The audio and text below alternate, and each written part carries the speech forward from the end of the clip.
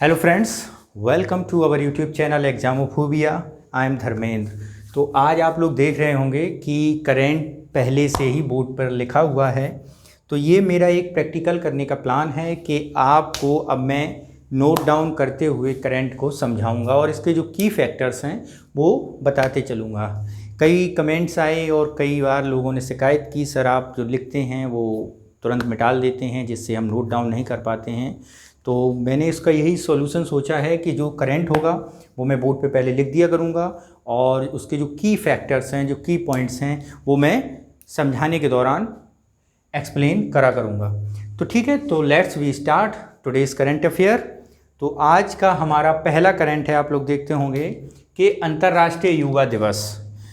Actually आप लोग जानते होंगे कि 12 जनवरी को एक युवा दिवस मनाया जाता है। वो युवा दिवस भारत का युवा दिवस होता है जो स्वामी विवेकानंद के जन्म दिवस के रूप में हम लोग उस दिन मनाते हैं। वो होता है आपकी 12 जनवरी को युवा दिवस। लेकिन जो हम बात करते हैं अंतर्राष्ट्रीय युवा दिवस की, तो ये है आपका 12 अगस्त। और ये अंतर्राष्ट्रीय युवा दिवस मनाया जाता है with the recommendation of article 54Y120। किस प्रस्ताव संख्या से? 54/120 प्रस्ताव संख्या है यूएनओ की। यूएनओ की प्रस्ताव संख्या 54/120 के अंतर्गत ये मनाया जाता है। और इसकी शुरुआत हुई थी, कब प्रारंभ हुआ था? अगर हम इसकी शुरुआत की बात करें तो इसकी शुरुआत हुई थी 1999 से। कब हुई थी? 1999 से। ठीक है। और इसका अगर हम पर्पस की बात करें कि ये क्यों मनाया जाता है, तो उसके लिए यही है कि युवाओं को कल्चरल और वैधानिक मुद्दों पर अपनी सोच डेवलप करने के लिए और उस पर उनके विचारों को जानने के लिए, यानी अभिव्यक्ति की आज़ादी with the social and cultural point of view से। ठीक है। तो ये एक हुआ आपका अंतर्राष्ट्रीय दिवस। यहाँ कंफ्यूजन मत लेना कि जो 12 जनवरी को दिवस होता है वो आपका भारतीय प्रोस्पेक्टस के अकॉर्डिंग भारत सरकार द्वारा नियत किया गया दिवस है। ठीक है। जैसे आप लोग देखते होंगे कई दिवस होते हैं, जैसे बाल दिवस है वो भारत में, शिक्षक दिवस है वो भारत के लिए बनाया गया भारत सरकार द्वारा। ठीक। तो आगे चलते हैं हम लोग। आगे हमारी न्यूज़ आप लोग देखते होंगे आज की। गुजरात में मुख्यमंत्री द्वारा कौन सी योजना शुरू की गई है? किसान सहाय योजना। इसमें क्या है?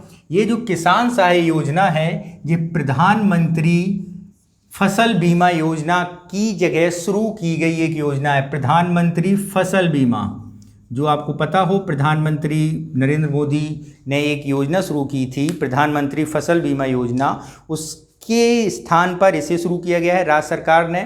तो इसमें इस योजना में नया क्या है और ये प्रधानमंत्री की बीमा योजना की जगह लेगी, तो इसमें नए फैक्ट्स ये हैं कि जो बीमा कंपनियां होती हैं उन्होंने कई उसमें लूप होल हो जाते हैं कि हम राज्य के अकॉर्डिंग हैं, हम राज्य में हम प्रधानमंत्री जो केंद्रीय स्कीम्स है उसे हम फॉलो नहीं करते क्योंकि हम जिस राज्य में, तो इससे काफ़ी समस्याएं पैदा हो रही थी। एक तो वो था फैक्टर। एक दूसरा फैक्टर था कि पूर्णतः फसल अगर नष्ट हो, आंशिक नष्ट हो या दैवीय आपदा जैसे बाढ़, सूखा, इस पॉइंट ऑफ व्यू से देखा जाए तो उस पर कई तरह से पेच फंस रहे थे।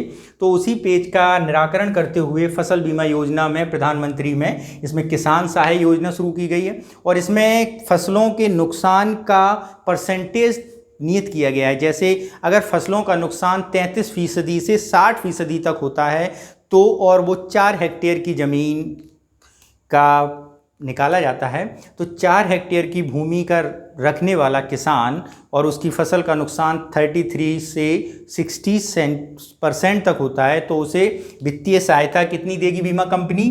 20,000। यहाँ ध्यान रखना, 20,000 दी जाएगी। कितनी? 60% से बिलो, अगर 60% से कम होता है। और यदि यही नुकसान 60% से अधिक हो जाता है तो ये राशि बढ़ के हो जाएगी 25 यानी 25,000। ठीक है। तो ये है इसमें एक डिफरेंस की बात। ठीक। और इसके अलावा जो मुआवजा है वो किसानों को राज्य आपदा प्रतिक्रिया कोष के तहत अतिरिक्त मुआवजा भी दिया जाएगा। इस मुआवजा के अलावा एक राज्य प्राकृतिक आपदा प्रतिक्रिया के स्वरूप भी दिया जाएगा। यहाँ ये भी बात ध्यान रखना, ये जो राशि है वो बीमा कंपनियों द्वारा दी जाएगी सरकार की गारंटी के बिहाफ पर।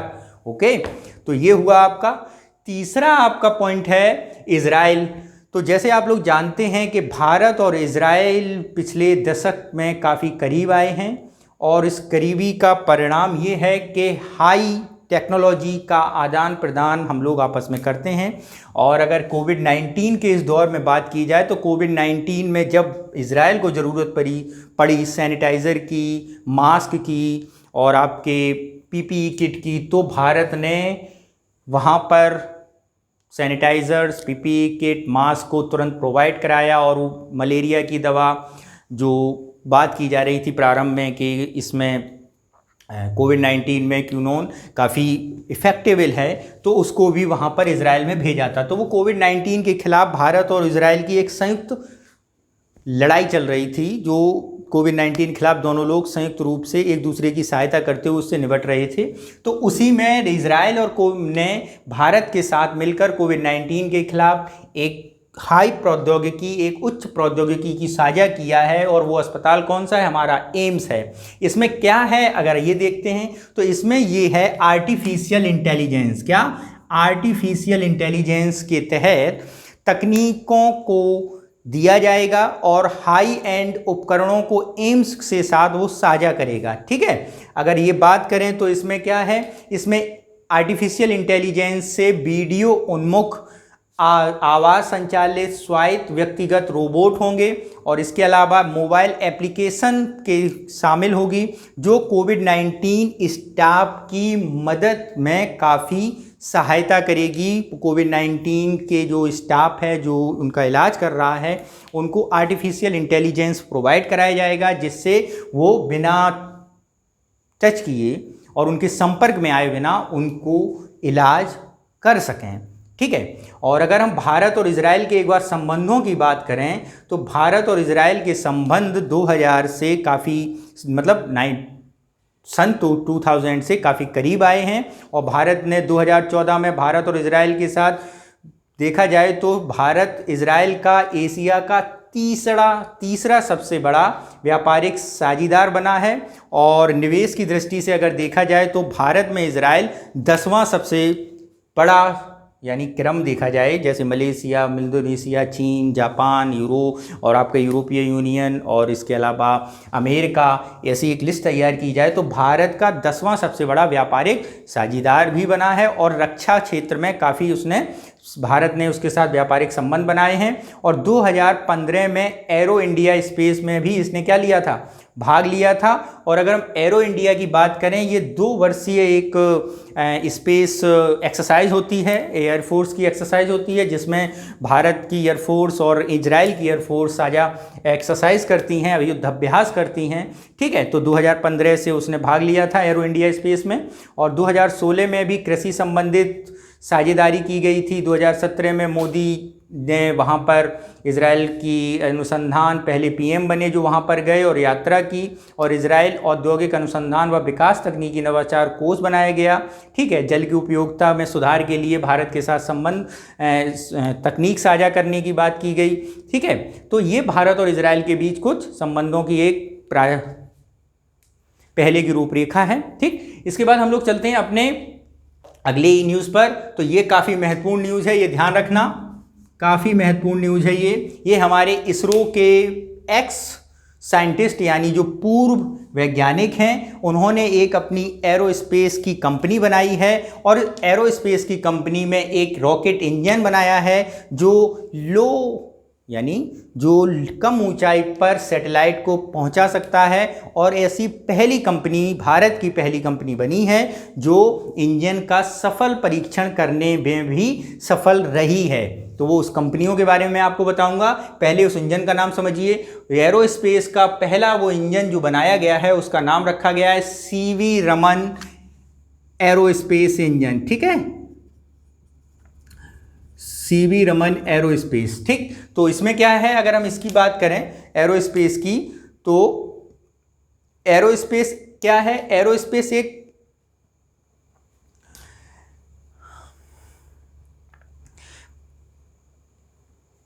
जो इसके इसरो के एक्स साइंटिस्ट हैं जो रिटायर हो गए हैं, इन्होंने एक निजी कंपनी बनाई है। और जैसे इन कंपनियों की अगर हम जैसे बात करें तो स्काई रूट है, बेलाट्रिक्स है और अग्निकुल हैं जो खोला है। और इन वे 3D प्रिंटेड इंजन के साथ छोटे लॉन्चर का भी निर्माण कर रहे हैं, जो इससे प्रक्षेपण लागत क्या होगी, कम होगी। ठीक है। और इसके अलावा अगर हम बात करते हैं कि इस सीवी रमन का क्या है, इसमें क्या है, तो अगर हम बात करते हैं तो इस रॉकेट का विकास जो किया गया है, डेवलप किया गया है, वो किया है स्काई रूट फर्म ने। किसने किया है? Skyroot firm. Skyroot firm ने इसका विकास किया है। और इसका जो हेडक्वार्टर है स्काई रूट फर्म का, वो हैदराबाद में है। और इस फर्म के अगर संस्थापकों की बात की जाए तो मुकेश बंसल, अंकित नागोरी। कौन कौन है? मुकेश बंसल और अंकित नागोरी। ठीक है, वो कौन है इसके संस्थापक हैं। और स्काई रूट एरोस्पेस की स्थापना इसरो के पूर्व वैज्ञानिकों ने की थी। और ये जो फर्म है वो 100% 3D प्रिंटेड बाई प्रोपेलेट तरल रॉकेट इंजन को प्रदर्शित करती है। ठीक है। अगर हम इसके बारे में मुख्य पॉइंट देखें तो 3D प्रिंटेड रॉकेट इंजन का नाम नोबेल पुरस्कार विजेता पूर्व साइंटिस्ट डॉक्टर सीवी रमन के नाम पर किया गया है। और ये जो इनका नाम रखा गया है, और इस इंजन की अगर हम बात करें तो ये आधे वजन का इंजन है। और जो इस मिशन के द्वारा एक साथ कई उपग्रहों को स्पेस में भेजा जा सकता है। इस इंजन की खास बात यही है कि एक साथ कई इंजनों को। और यहाँ पर सबसे खास बात ये है कि पहला निजी अपर स्टेट रॉकेट इंजन है ये। ठीक है, ये ध्यान रखना। अगर क्वेश्चन आता है कि पहला अपर निजी रॉकेट इंजन कौन सा है, तो सीवी रमन। किसने बनाया? एरो स्काई रूट फर्म ने। ठीक। और अगर हम यही बात करें तो जो इसरो है, हाल ही में 2020 में ही इसरो में निजी क्षेत्र के निवेश, यानी इसरो में निजी क्षेत्र के लिए दरवाजे खोल दिए गए हैं कि वो भी इसरो में निवेश कर सकते हैं। और इसका लाभ ये होगा कि निजी क्षेत्र जब उसमें जाएगा स्पेस में, तो उसके लाभ हमारी तकनीकी कुशलता को और बढ़ाएंगे। ठीक है, तो ये आपका पहला निजी एरोस्पेस रहा। इसके बाद हम लोग चलते हैं अपने अगली पॉइंट पर। अगला पॉइंट है हमारा इज़राइल से संबंधित। तो ये है कि इज़राइल ने आज यानी 13 अगस्त को एक उन्नत एरोस्पेस मिसाइल परीक्षण किया। किस मिसाइल का? एरो 2 का। इसकी कहाँ पर किया? अगर इसकी बात की जाए तो एरो 2 का सफल परीक्षण उसने लेबनान और गाजा में दागे गए अपने मध्यम दूरी के रॉकेटों के खिलाफ किया गया। ठीक है। इसके अलावा अगर हम बात करें एरो 3 की, एरो 3 का परीक्षण अमेरिका पहले ही कर चुका है। और ये जो एरो टेक्निक है, अमेरिका केवल इज़राइल को देता है अपनी एरो टेक्निक। तो उसी एरो टेक्निक के जो 3 हैं, एरो 1, एरो 2, एरो 3, तो एरो 3 का टेस्ट अमेरिका पहले ही 2019 में कर चुका है। और एरो 2 का सफल परीक्षण अमेरिका ने 2017 में किया था।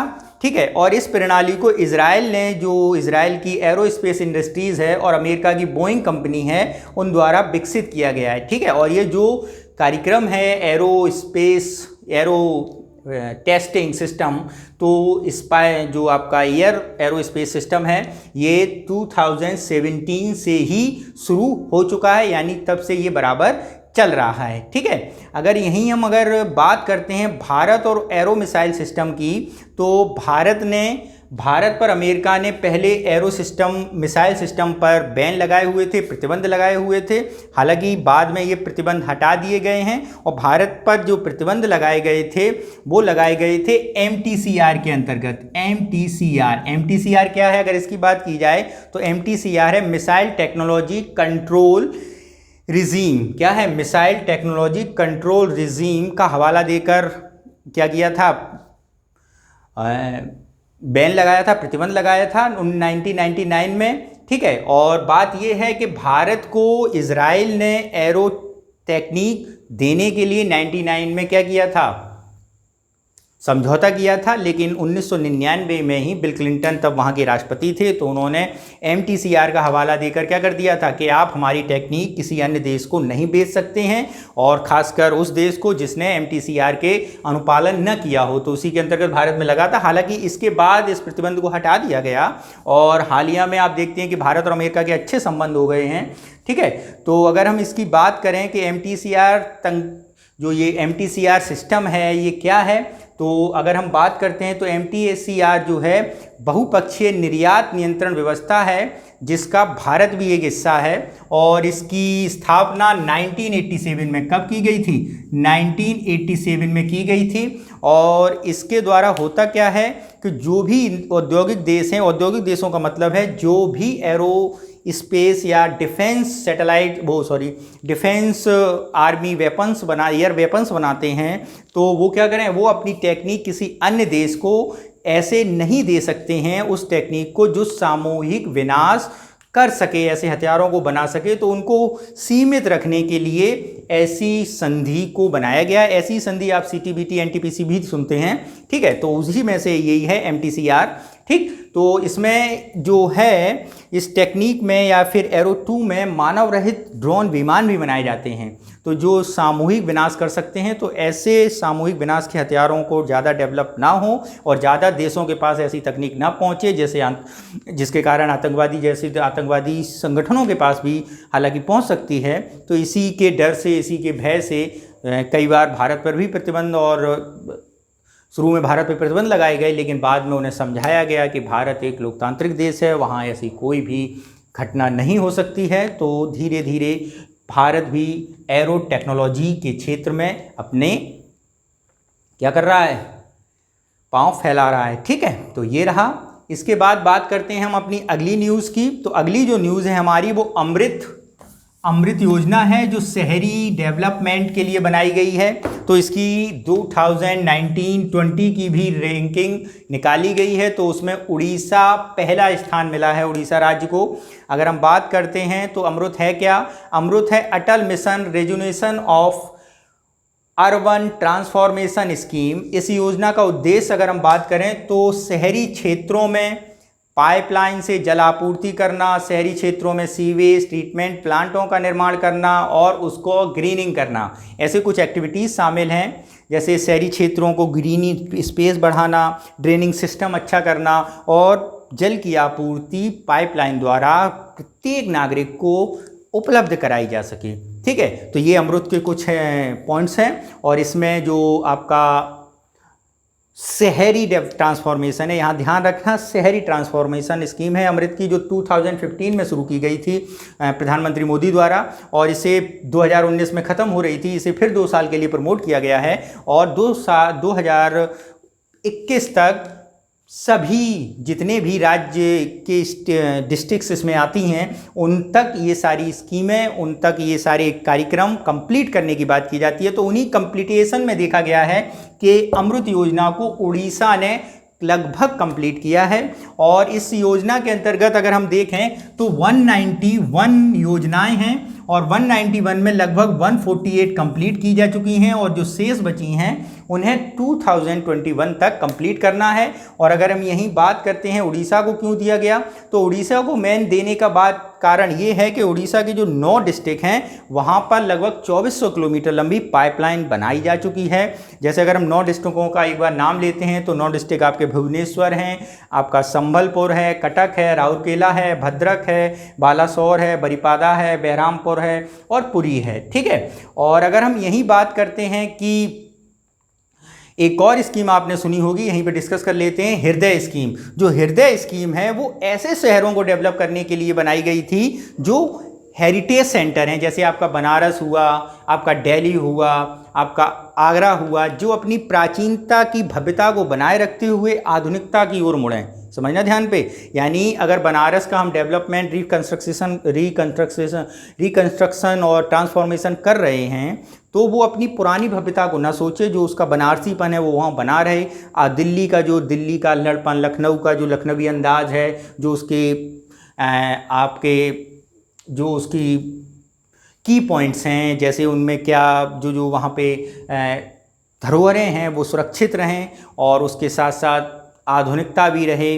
ठीक है, तो उन ऐसे शहरों को जो हेरिटेज सेंटर रहे हैं उनके लिए हृदय योजना चल रही है, और जो अन्य शहरों को डेवलप करने की बात की जा रही है उनके लिए अमृत योजना चल रही है। यहाँ ध्यान रखना, यहाँ डिफरेंस समझना आप लोग। ठीक है, इसके बाद हम लोग चलते हैं अपने अगले करंट पर।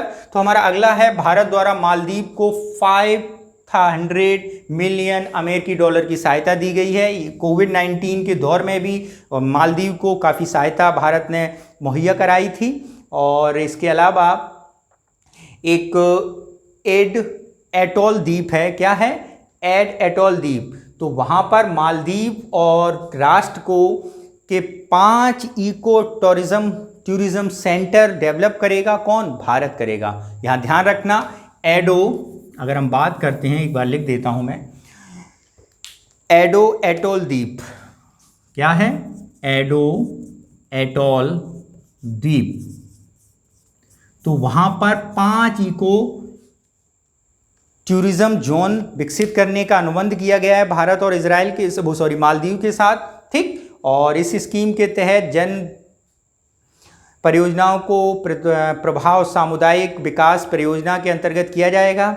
ठीक है, इसके अलावा इसमें बाल सशक्तिकरण, स्वास्थ्य, शिक्षा, आय सृजन, खेल आदि क्षेत्रों को भी क्या किया गया है, सतत विकास के लक्ष्यों को पाने के भी कार्यक्रम शुरू किए गए हैं, और इनका पूरा समझौता भारत के साथ किया गया है। ओके, यहाँ पे ध्यान रखना कि 5 जो जोन एडी एटॉल द्वीप पर बनाए गए हैं। मालदीव क्या है, एक आइलैंड है और उसके आसपास और आइलैंड हैं जो जहाँ पर उसका टेरिटरी का शासन है। इसके बाद हम लोग चलते हैं अगली भी, ये भी न्यूज़ काफ़ी महत्वपूर्ण है, लोकसभा की। प्राइड लोकसभा में जो एक नया फ्रेंच कोर्स शुरू किया गया है, और इस फ्रेंच कोर्स को शुरू करने की बात यह है कि लोगों के साथ क्या है कि लोकसभा में आप देखते हैं कि सांसद, अधिकारी, कर्मचारी सब रहते हैं।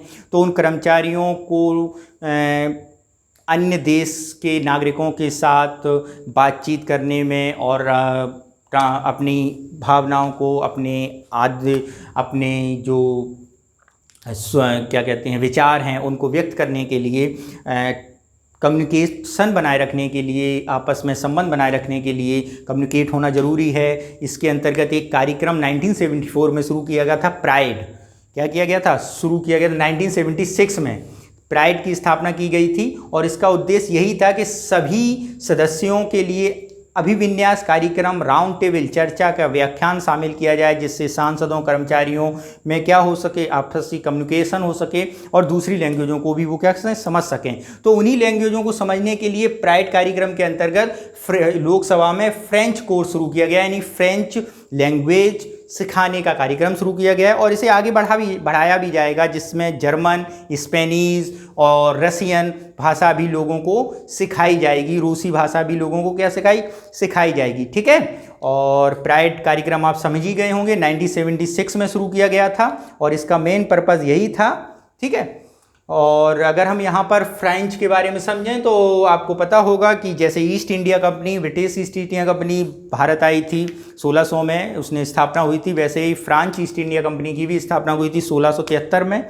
ठीक है, तो फ्रांस से हमारे पहले से भी काफ़ी संबंध प्राचीन रहे हैं। ठीक, तो ये रहा। इसके बाद बात करते हैं अपनी अगली न्यूज़ की। तो हमारी अगली जो न्यूज़ है वो हेल की आती है, यानी हिंदुस्तान एरोनॉटिक्स लिमिटेड में। तो उसने क्या बनाए हैं, 2 लाइट कॉम्बैट हेलीकॉप्टर, यानी 2 LCH हेलीकॉप्टर बनाए हैं,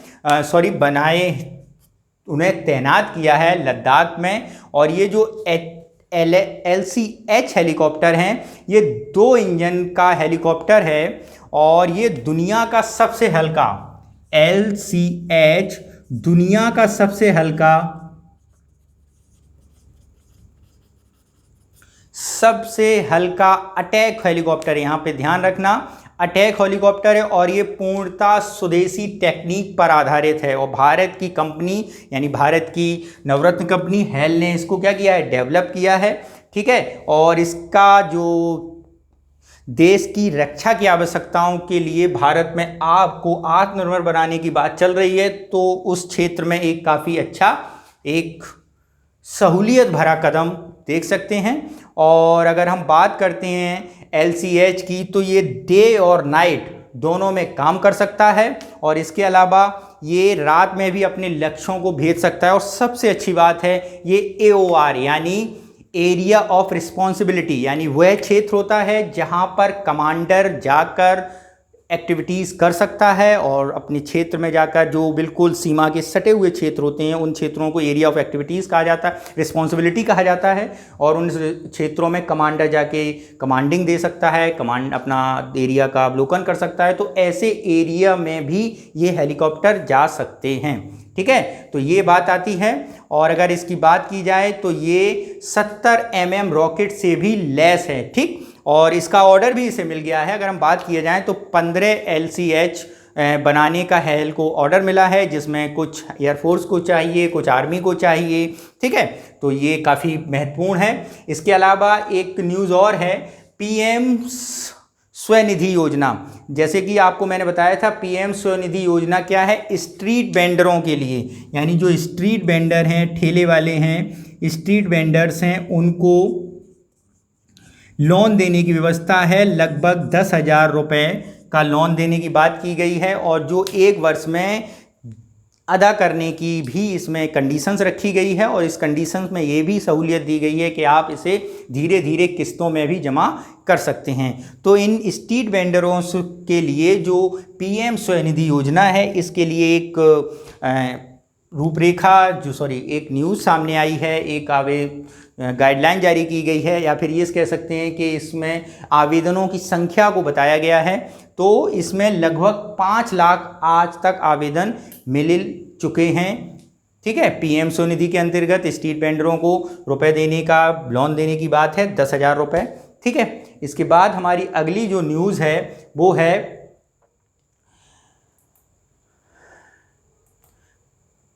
Papum reserve forest. Papum reserve forest कहाँ है? पापुम रिजर्व फॉरेस्ट जो है वो हमारा अरुणाचल प्रदेश में है और ये हॉर्नबिल एक बर्ड होती है, उसके पुनर्वास के लिए बनाया गया था। तो पेड़ों के अंधाधुंध कटाव के कारण ये देखा गया है कि हॉर्नबिल पर्यायवास का नुकसान हुआ है। हॉर्नबिल बर्ड जो है उसका जो रहने का स्थान है, जिसके लिए पापुम रिजर्व फॉरेस्ट बनाया गया था, काफ़ी नुकसान हुआ है उसका। और अगर हम यहाँ पे हॉर्नबिल बर्ड की बात करें तो हॉर्नबिल बर्ड जो है वो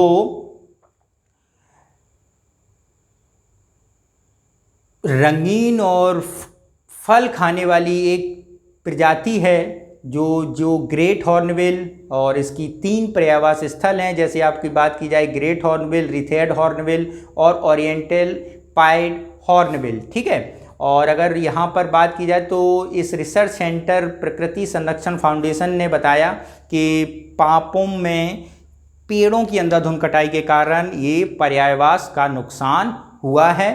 ठीक है, और इसका कारण ये भी हुआ है कि ये प्रजाति जो है राइफोस नेक्ड हॉर्नबिल यहाँ पर निवास करती है, जिसका काफ़ी पर्यायवास के कारण क्षति हुई है। और इसके क्षति होने का मेन रीज़न एक ये भी है, जिसके कारण इसके संरक्षण की बात की गई, कि हॉर्नबिल के ऊपर एक चोंच के उपयोगी एक पंख सा निकला रहता है, जो वहाँ की एक जनजाति है वो इस पंख का उपयोग करती है कुछ बनाने में, ग्लास वगैरह। और इसके कारण होता क्या है कि वो इन पक्षियों का शिकार करती है। तो इन पक्षियों के शिकार होने के कारण इनकी संख्या काफ़ी तेज़ी से कम हो रही थी और इसके जो इंडेंजर्स श्रेणी में पहुंच गया था वर्ड, तो उसके इंडेंजर श्रेणी के निकालने के लिए ऐसे कार्यक्रम चलाए गए, पर्यायवास पुनर्स्थापित किए गए। ठीक है, नेशनल पार्क बनाए गए। तो हुआ क्या कि इसमें जो पापुम रिजर्व फॉरेस्ट बनाया गया था अरुणाचल प्रदेश में, उसमें भी पेड़ों की काफ़ी अंधाधुंध कटाई हुई, जिसके कारण हॉर्नबिल बर्ड का काफ़ी नुकसान हो रहा है।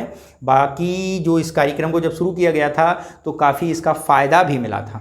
ठीक है। इसके बाद बात करते हैं हम लोग अपनी अगली न्यूज़ की। तो हमारी अगली न्यूज़ जो है विद्यार्थी उद्यमशीलता कार्यक्रम 2.0, जो ये मैंने आपको बताया था, इसके अंतर्गत विद्यार्थियों को अपने स्किल्स को डेवलप करने के लिए अन्वेषकों के साथ, स्वयंसेवकों के साथ मिलकर काम करने की एक अपॉर्चुनिटी दी गई थी। एक 10 महीने का कार्यक्रम था और ये जो कार्यक्रम शुरू किया गया था वो शुरू किया गया था आपका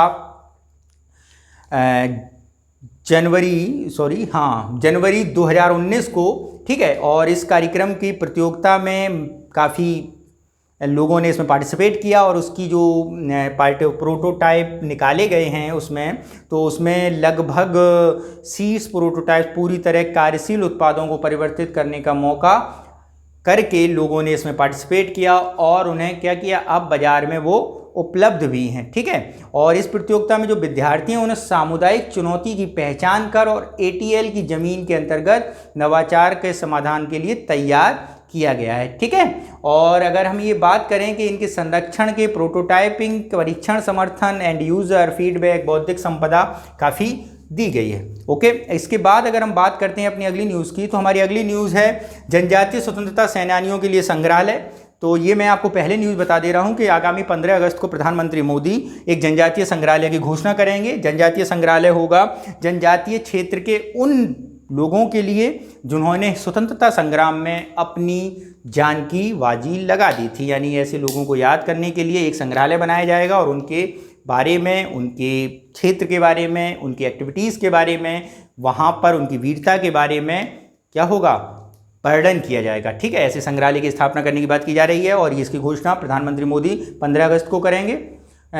15 अगस्त को स्वतंत्रता दिवस के अवसर पर 2016 में ऐसा किया गया था, और इनमें समर्पित 9 जनजातीय स्वतंत्रता सेनानियों को विकसित किया है और इसका उद्घाटन 15 अगस्त को करेंगे, ठीक है। 7 संग्रहालय कार्य प्रगति पर हैं और अनुमान है 2022 तक सभी संग्रहालय अस्तित्व में आ जाएंगे। इसमें मैं ज़रा बता दूं फिर से, 9 संग्रहालय बनाने की बात की गई थी 15 अगस्त 2016 में, तो लगभग 2 कंप्लीट हो गए हैं और उनका उद्घाटन होने वाला है। और इसके अलावा 7 हैं और शेष, और इन 7 को 2022 में क्या किया जाएगा, बनाने की बात की जा रही है, कंप्लीट होने की बात की जा रही है, ठीक है। इसके अलावा एक हमारी आज की अगली और करंट लास्ट है कृषि मेघ। कृषि मेघ क्या है, भारतीय कृषि अनुसंधान परिषद ने डेटा रिकवरी सेंटर के रूप में एक कृषि मेघ का डेवलप किया है और कृषि मंत्री नरेंद्र तोमर ने इसका वर्चुअल तरीके से उद्घाटन किया ऑनलाइन। और इसमें अगर हम बात करें तो ये जो है भारत सरकार व विश्व बैंक द्वारा पोषित राष्ट्रीय कृषि उच्च शिक्षा परियोजना के तहत कृषि मेघ को स्थापित किया गया है।